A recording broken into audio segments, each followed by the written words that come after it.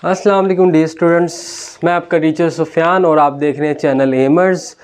Hope so आप लोग की तैयारी अच्छी चल रही होगी और आप अच्छे तरीके से प्रिपेयर कर रहे होगे जो भी मैंने आपको समझाया है।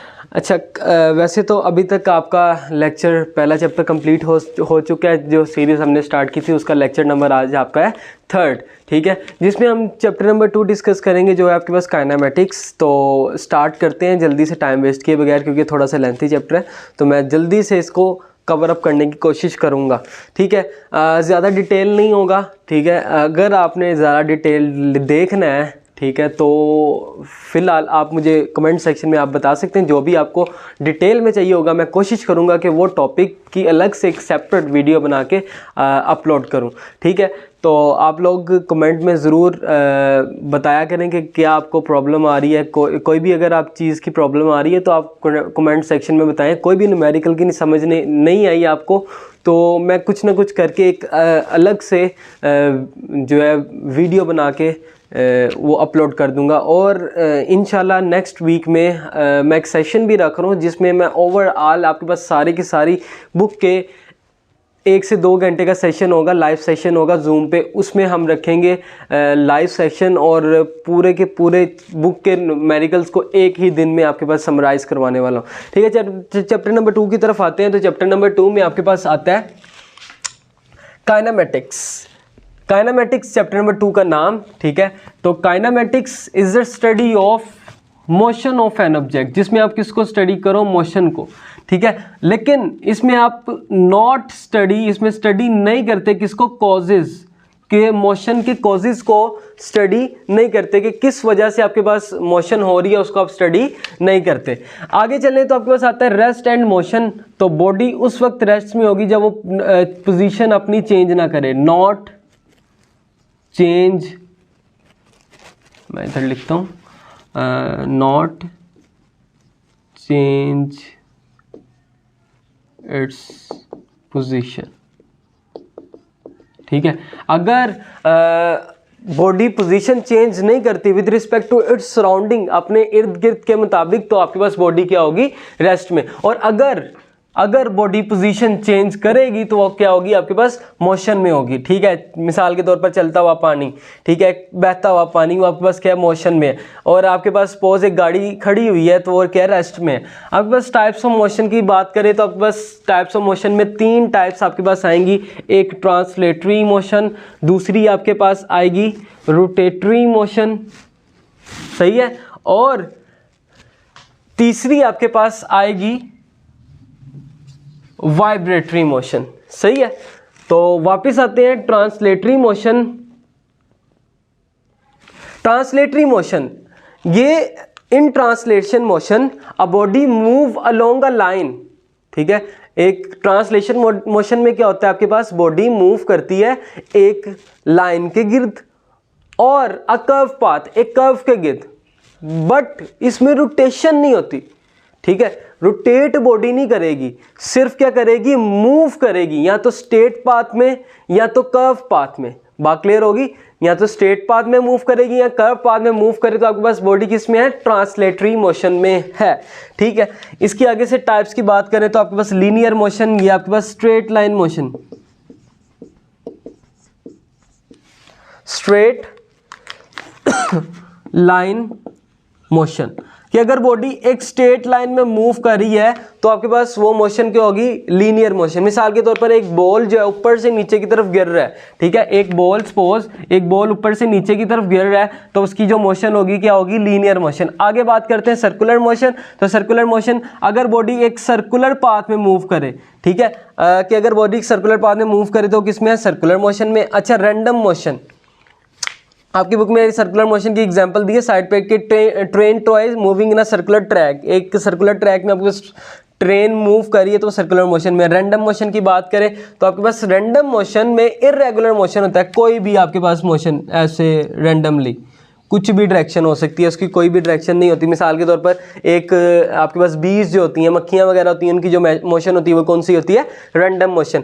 आगे बात करें तो रोटेटरी मोशन, इससे पहले समझ लो एक्सिस क्या होता है। एक्सिस वो पॉइंट होता है जिसके गिर्द बॉडी क्या करती है? रोटेट। एक्सिस वो पॉइंट जिसके गिर्द बॉडी क्या करे? रोटेट करे, वो आपके पास कहलाता है एक्सिस। और उसके बाद रोटेटरी मोशन, तो ऐसा मोशन जो कि एक एक्सिस के गिर्द हो, ऐसा मोशन जो एक एक्सिस के गिर्द हो। मिसाल के तौर पर ये मार्कर, तो अगर ये कुछ इस तरह मूव कर रहा है तो ये सेंटर वाला जो पॉइंट होगा इसका, ये सेंटर वाला जो पॉइंट है जिसके गिर्द बॉडी ये मार्कर मूव कर रहा है, ये इसका क्या कहलाएगा? एक्सिस। और इसके गिर्द आपके पास जो ये मोशन है आपके पास कहलाता है रोटेटरी मोशन। ठीक है, आगे बात करें वाइब्रेटरी मोशन की, तो वाइब्रेटरी मोशन में आपके पास होता है to and fro. To and fro यानी कि अगर बॉडी आगे पीछे मूव करे और एक मीन पोजीशन के गिर्द मूव करे, एक मीन पोजीशन। मिसाल के तौर पर एक सिंपल पेंडुलम, आपके पास एक आपने क्या किया? एक स्ट्रिंग को लिया, उसको एक फिक्स पॉइंट के साथ बांध दिया। ठीक है, मैं थोड़ी सी छोटी डायग्राम बनाता हूँ आपको समझाने के लिए। तो आपने क्या किया? इस बॉल को जब उठा के ऐसे लेके आओगे इस पोजीशन पे, तो ये आपके पास फिर से मूव करेगी और इस तरह ये आपके पास इर्द गिर्द एक मीन पोजीशन के गिर्द क्या करती रहेगी? मूव करती रहेगी। तो ये मीन पोजीशन, ये वाली पोजीशन मीन पोजीशन, इर्द के गिर्द, इसके गिर्द आगे या पीछे वाली जो मोशन है ये आपके पास क्या कहलाती है? Vibratory motion. बात क्लियर होगी? अच्छा, आगे बात करें तो स्केलर और वेक्टर की। आपके पास दो किस्म की क्वांटिटीज होती हैं, एक स्केलर क्वांटिटी और एक आपके पास वेक्टर क्वांटिटी। स्केलर क्वांटिटी इसमें खाली क्या होता है? मैग्नीट्यूड। जिसमें खाली क्या हो? मैग्नीट्यूड हो, आपके पास स्केलर क्वांटिटी। मिसाल के तौर पर लेंथ, अभी मैं समझाता हूं मैग्नीट्यूड क्या होता है। अच्छा, मैग्नीट्यूड आपके पास होती है न्यूमेरिकल वैल्यू। मैग्नीट्यूड क्या? Numerical value. खाली जो न्यूमेरिकल वैल्यू होगी वो आपके पास क्या कहलाएगी? मैग्नीट्यूड। मिसाल के तौर पर मैं कहता हूं जी इस दीवार की लेंथ है 10 मीटर, तो ये आपके पास 10 क्या होगी? Numerical value. ये क्या होगा आपके पास? मैग्नीट्यूड। अच्छा, अगर मैं कहूं मैं मूव कर रहा हूं फ्रॉम लाहौर टू कराची, अब लाहौर और कराची के दरमियान कुछ ना कुछ क्या होगा? डिस्टेंस। और डिस्टेंस के अलावा डायरेक्शन भी बता रहे हो, लाहौर से कराची तक आप आपके पास क्या बता रहे हो? डायरेक्शन भी बता रहे हो, तो ये आ जाती है डायरेक्शन। ठीक है, इसमें आपके पास डायरेक्शन भी आ रही है। और सपोज इनके दरमियान जो डिस्टेंस है, मुझे आपको एग्जैक्टली नहीं पता, मैं कहता हूं जी सपोज 1000 किलोमीटर है आपके पास डिस्टेंस। कितना है? 1000 किलोमीटर। अब 1000 क्या हो गया? मैग्नीट्यूड। और इसके साथ लाहौर से कराची तक आप क्या बता रहे हो? डायरेक्शन। ठीक है, वो एक अलग चीज है, वो वेक्टर में आएगी। मैं फिलहाल मैग्नीट्यूड समझा रहा था। लेंथ आ गई आपके पास, और क्या आ गया? अभी हमने देखा डिस्टेंस, और क्या आपके पास? डिस्टेंस। उसके अलावा आपके पास और भी बहुत सी हैं एग्जांपल्स। टाइम आप कहते हो 3 बज गए, अब ये थोड़ी ना कहते हो 3 बज गए नॉर्थ की तरफ, कभी आपने ऐसा कहा नहीं है। तो आपके पास आप कभी भी ऐसा नहीं कहोगे कि 3 बज गए हैं और नॉर्थ की तरफ बज गए हैं। ठीक है, तो आपके पास उसमें आप खाली क्या बता रहे हो? 3 बज गए, 3 यानी कि मैग्नीट्यूड, खाली न्यूमेरिकल वैल्यू बता रहे हो। अच्छा, होप से समझ आ गया होगा। आगे चलते हैं। आगे आपके पास आता है वेक्टर। वेक्टर जिसमें आप डायरेक्शन के साथ मैग्नीट्यूड को भी डिफाइन करो। आपके पास कौन सी क्वांटिटी होती है? Vector quantity. मिसाल के तौर पर फोर्स, उसके बाद आपके पास डिस्प्लेसमेंट। अच्छा, डिस्टेंस और डिस्प्लेसमेंट, इनमें यही फर्क है लाहौर से कराची वाला जो भी मैंने आपको समझाया। वैसे अभी ये आगे डिस्प्लेसमेंट आएगा भी, तो उसमें मैं आपको समझा दूंगा। सही है, तो आपके पास फोर्स और डिस्प्लेसमेंट, और इसके अलावा आपके पास और भी बहुत सी एग्जांपल्स हैं। एक्सेलरेशन हो गया आपके पास।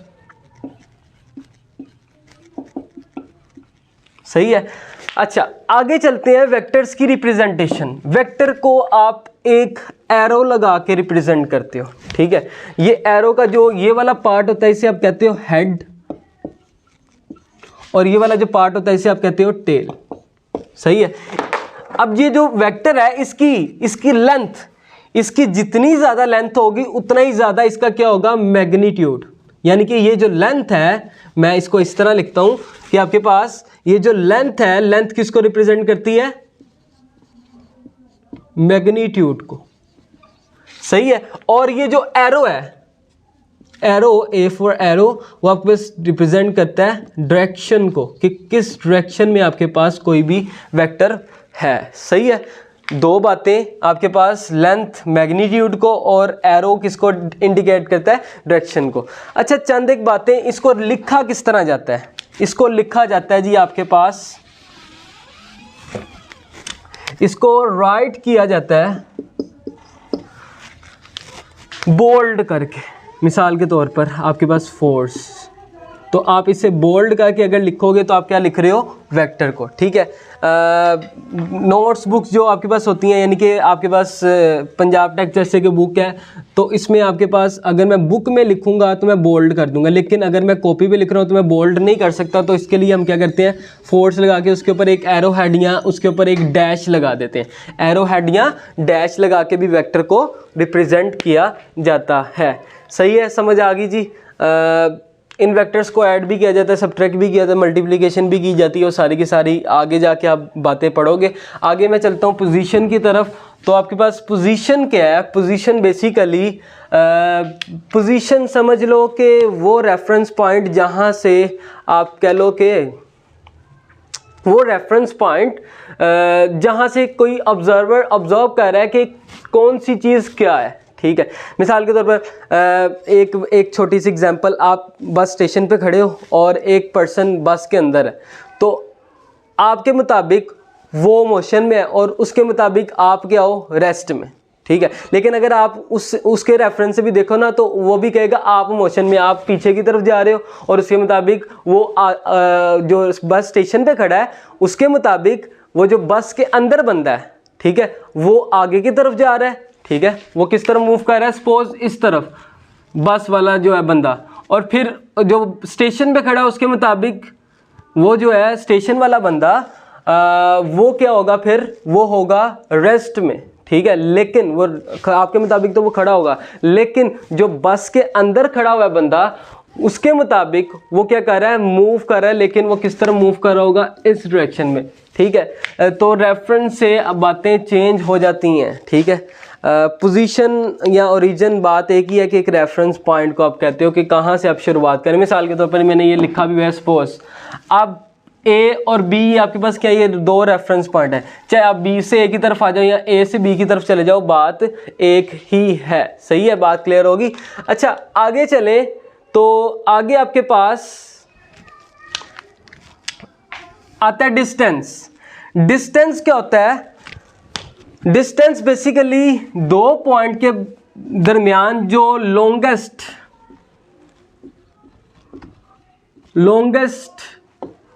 पाथ कह लो, बिटवीन टू पॉइंट्स, दो पॉइंट्स के दरमियान जो लंबा रास्ता होगा वो आपके पास क्या होगा? डिस्टेंस। अच्छा, डिस्टेंस का जो फॉर्मूला है वो आपके पास यहाँ पे लिख रहा हूँ। डिस्टेंस का फॉर्मूला आपके पास, डिस्टेंस को आप कैपिटल एस से रिप्रेजेंट करते हो और इसका फॉर्मूला होता है स्पीड डिवाइडेड बाय आपके पास स्पीड मल्टीप्लाई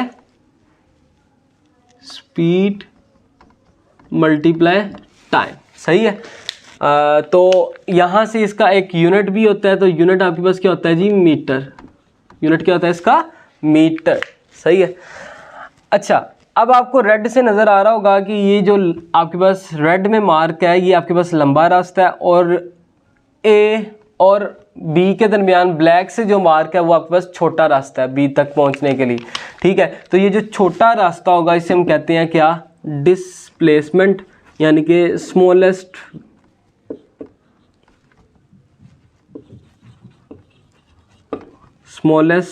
पाथ, ठीक है। Between two point is called displacement. और डिस्प्लेसमेंट आपके पास किसके बराबर होती है? डिस्प्लेसमेंट बराबर होती है वेलोसिटी मल्टीप्लाई टाइम के, ठीक है, जिसे आप d is equal to v multiply T भी कह सकते हो। और इसका भी यूनिट आपके पास मीटर ही होता है, जिसे आप स्मॉल m से रिप्रेजेंट करते हो, ठीक है। अब एक और बात लास्ट के, डिस्प्लेसमेंट जो है वो आपके पास वेक्टर क्वांटिटी है, और डिस्टेंस जो है आपके पास वो क्या है जी, स्केलर क्वांटिटी। सही हो गया। अच्छा, आगे आपके पास आती है जी स्पीड। स्पीड क्या होती है कि आपके पास कितना बॉडी डिस्टेंस कवर कर रही है इन यूनिट टाइम, एक टाइम के अंदर, वो आपके पास क्या कहलाती है, स्पीड। ठीक है, कि बॉडी कितना डिस्टेंस कवर कर रही है वो क्या कहलाती है एक यूनिट टाइम के अंदर, वो आपके पास उसकी स्पीड कहलाती है। अच्छा, डिस्टेंस का यूनिट अभी आपने देखा मीटर होता है, टाइम का यूनिट सेकंड, तो इसकी पावर नीचे पॉजिटिव पर जाके नेगेटिव, तो क्या आ जाएगा, मीटर पर सेकंड। तो स्पीड के बारे में देखो, डिस्टेंस जो था वो था आपके पास कौन सी क्वांटिटी, स्केलर क्वांटिटी। सही है, डिस्टेंस जो था आपके पास स्केलर क्वांटिटी था, तो फिर आपके पास स्पीड भी क्या होगी, आपके पास स्केलर होगी।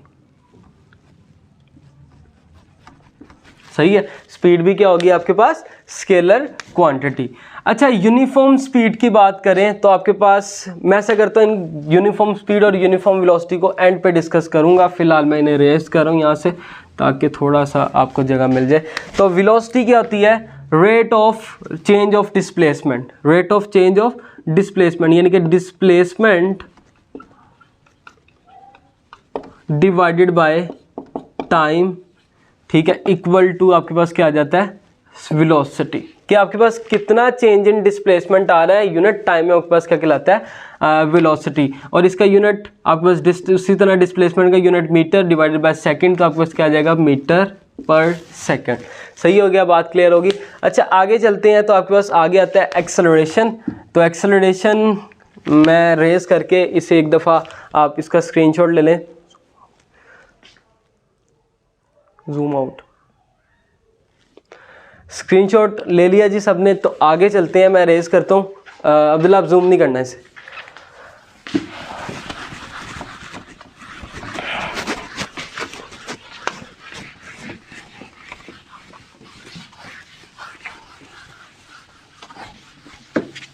एडजस्ट हो गया। अच्छा, आगे आपके पास हमने डिस्कस करना था यूनिफॉर्म स्पीड और यूनिफॉर्म वेलोसिटी। अच्छा, यूनिफॉर्म सबसे पहले स्पीड क्या होती है, सपोज करो, पहले सबसे पहले एक चीज समझो, टाइम इंटरवल क्या होता है, टाइम इंटरवल। अच्छा, फजर से लेकर जोहर तक कुछ ना कुछ टाइम का क्या आ रहा है, डिफरेंस आ रहा है। ठीक है, फजर से लेकर जोहर तक कुछ ना कुछ क्या आ रहा है, टाइम का डिफरेंस आ रहा है, वक्फा आ रहा है, सिंपल आप कहो तो इस वक्फे को आप कहते हो इंटरवल। ठीक है, टाइम का इंटरवल, यानी कि एक स्पेसिफिक पीरियड ऑफ टाइम के बाद अगर आपके पास क्या हो जी, टाइम में आप तब्दीली आ जाए तो आपके पास क्या कहलाएगा, टाइम इंटरवल। सही है, टाइम में तब्दीली ना आए बल्कि दो रेफरेंस पॉइंट के दरमियान टाइम की मेजरमेंट को आप टाइम इंटरवल कह सकते हो। ठीक है, जैसे कि मैंने आपको एग्जांपल दी फजर से जोहर तक। अब वो कहता है, अब सपोज आप ये पॉइंट ए है और एक पॉइंट बी है, अब यहाँ से मूव करना शुरू करते हो। ठीक है, अब आस्ता आस्ता मूव कर रहे हो, यहाँ पे पहुँचे, हमने आपका टाइम नोट कर लिया। ठीक है, अब ये ए पॉइंट था, ये आपके पास सपोज बी पॉइंट था। ठीक है, अब यहाँ पे पहुँचे, ये आपका पॉइंट नंबर 1 है, और यहाँ पे आप पहुँचे, ये पॉइंट नंबर 2। अब इस पॉइंट से इस पॉइंट तक पहुँचने में आपको कुछ ना कुछ क्या लगेगा, टाइम। ये दो पॉइंट क्या हो गया आपके पास, टाइम के इंटरवल। ये जो इनके दरमियान वाला वक्फा, ये आपके पास क्या है, इंटरवल, टाइम इंटरवल। अब इस दौरान आपने कुछ ना कुछ क्या किया है, डिस्टेंस कवर किया है। सपोज ये आपके पास फर्स्ट इंटरवल टाइम का, ये सेकंड, ये थर्ड। अब इस दौरान आपको लगता है सपोज 2 सेकंड लगते हैं यहाँ से लेकर इस पॉइंट तक पहुँचने में। अब यहाँ से लेकर यहाँ तक पहुँचने में आपको फिर से 2 सेकंड्स लगते हैं, और फिर यहाँ से लेकर यहाँ तक पहुँचने में, यानी कि 2 पॉइंट से लेकर बी पॉइंट तक पहुँचने में आपको फिर से लगे कितने, 2 सेकंड। अब हर एक टाइम इंटरवल, आपके पास कितने टाइम इंटरवल है आपके पास, एक ये वाला, एक आपके पास ये वाला और एक आपके पास ये लास्ट वाला, यानी कि A से लेकर 1 तक, फिर 1 से लेकर 2 तक और फिर 2 से लेकर B तक। ये 3 टाइम इंटरवल है और हर एक टाइम इंटरवल में कितना टाइम लग रहा है, 2-2 सेकंड लग रहे हैं और इनके दरमियान जो डिस्टेंस है वो भी इक्वल आ रहा है, कवर हो रहा है। तो आपके पास आप कहोगे कि बॉडी की कौन सी स्पीड है, यूनिफॉर्म स्पीड है, कि हर एक टाइम इंटरवल में अगर बॉडी इक्वल डिस्टेंस कवर करे, ठीक है, और टाइम इंटरवल भी क्या हो, इक्वल हो, तो बॉडी किस में होती है, यूनिफॉर्म स्पीड में, ठीक है। अब यहां पे आएगी बात किसकी, डिस्टेंस की। अगर डिस्टेंस बॉडी कवर कर रही है, लेकिन अगर बॉडी क्या करे, डिस्प्लेसमेंट कवर करे, अगर बॉडी क्या करे, डिस्प्लेसमेंट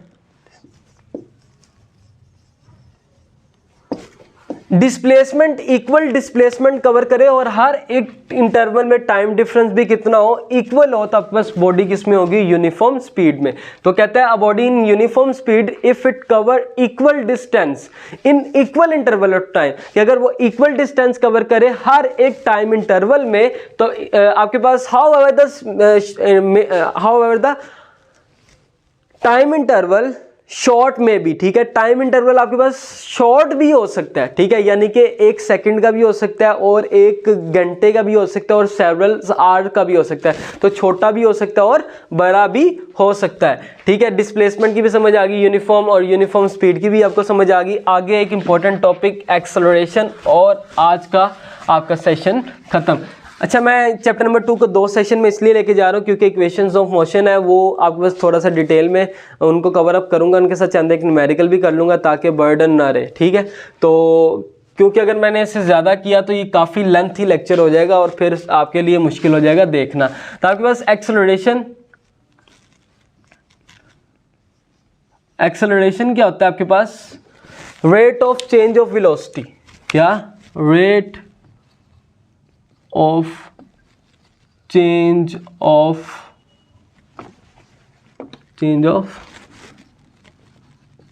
velocity, कि अगर आपके पास चेंज इन वेलोसिटी आए तो आपके पास क्या प्रोड्यूस होगा। रेट का मतलब होता है डिवाइडेड बाय टाइम, कि अगर आप किसको डिवाइड कर दो, चेंज इन वेलोसिटी के साथ। चेंज इन वेलोसिटी किस तरह फाइंड करते हैं, वी एफ माइनस वी आई, यानी कि फाइनल वेलोसिटी में से माइनस कर दो किसको, इनिशियल वेलोसिटी को डिवाइड कर दो किसके साथ, टाइम के साथ, यानी कि V F minus V I divided by time equal to किसके होगा, एक्सेलरेशन के, सही है। तो change in rate of change, rate का मतलब divided by time, change in यानी कि V F minus V I, ठीक है। तो rate of change of velocity is equal to acceleration. अच्छा, इसका जो यूनिट होता है आपके पास, यूनिट की अगर बात करूं तो आपके पास यूनिट होता है इसका मीटर पर सेकंड स्क्वायर। किस तरह आया आपके पास, ऊपर आपको नजर आ रहा है वेलोसिटी, उसका यूनिट होता है मीटर पर second divided by time, time का यूनिट क्या होता है आपके पास, सेकंड। तो इसकी पावर नीचे पॉजिटिव पर जाके नेगेटिव तो आ जाएगा मीटर पर सेकंड और पर सेकंड, तो आपके पास आ जाएगा बेसिस सेम पावर्स ऐड, तो मीटर पर सेकंड स्क्वायर, सही है जी। अच्छा, ये कौन सी क्वांटिटी है, ये वेक्टर क्वांटिटी है, क्लियर होगी बात। अच्छा, आगे चलते हैं। आपके पास आगे आपके पास लास्ट इसी में बातें आपको मिलेंगी रिटार्डेशन के रिलेटेड। मैं अब एक्सेलरेशन की ना चंद एक बातें डिस्कस करके वाइंड अप कर रहा हूँ। अगर वेलोसिटी इंक्रीज करेगी, मैंने क्या कहा, अगर वेलोसिटी इंक्रीज करेगी तो आपके पास एक्सेलरेशन प्रोड्यूस होगा, पॉजिटिव एक्सेलरेशन, ठीक है। और अगर वेलोसिटी डिक्रीज करेगी तो आपके पास एक्सेलरेशन, नेगेटिव एक्सेलरेशन प्रोड्यूस होगा, सही है। और नेगेटिव एक्सेलरेशन को आप कहते हो रिटार्डेशन या डिसलेरेशन, क्लियर होगी बात, समझ आ गई। तो यहाँ तक ही रखते हैं, इंशाल्लाह आपसे मैं मिलूँगा नेक्स्ट सेशन में, तब तक के लिए मुझे दीजिए इजाज़त। अच्छा, अगर आपको वीडियो काफ़ी अच्छी लगी हो, मुझे नहीं लगता, मैंने पूरी वैसे अपनी तरफ से कोशिश की है कि आपको समझाऊं और शॉर्ट वे में आपको हर एक चीज़ को कवर करूं। मैं काफ़ी डिटेल में भी चंद एक जो पॉइंट थे वो ले गया था, तो हो सकता है कि काफ़ी वीडियो आपके लिए लेंथी भी हो, लेकिन आपके फ़ायदे के लिए ये वीडियो बनाई जा रही है। अगर आपको वीडियो पसंद आई है तो आप लाइक करें और कमेंट में अगर आपका कोई भी सवाल है तो कमेंट करें। इंशाल्लाह आपको नेक्स्ट वीडियो में मैं इंशाल्लाह मिलूँगा एक नई वीडियो के साथ। तब तक के लिए मुझे दीजिए इजाज़त। अल्लाह हाफ़िज़।